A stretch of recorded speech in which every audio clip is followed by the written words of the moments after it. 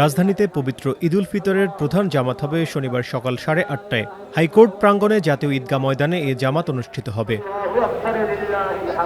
প্রতিকূল আবহাওয়ার কারণে এই জামাত না হলে সকাল 9টায় জাতীয় মসজিদ বাইতুল মোকাররমে ঈদের প্রধান জামাত অনুষ্ঠিত হবে।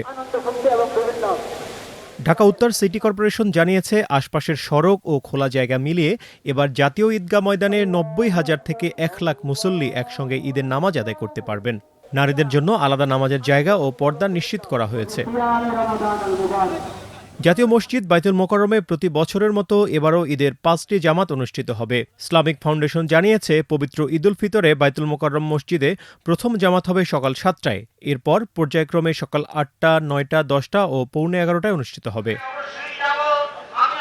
রাজধানীর আগারগাঁওয়ের পুরনো বাণিজ্য মেলার মাঠে এবারও ঈদের জামাতের আয়োজন করেছে ঢাকা উত্তর সিটি কর্পোরেশন। সকাল 8টায় এই মাঠে ঈদের জামাত অনুষ্ঠিত হবে। সেখানে একসঙ্গে 25,000-এর বেশি মানুষ নামাজ আদায় করতে পারবেন। পবিত্র ঈদুল ফিতর উপলক্ষে রাজধানীতে এবছর 1,771টি ঈদ জামাত অনুষ্ঠিত হবে।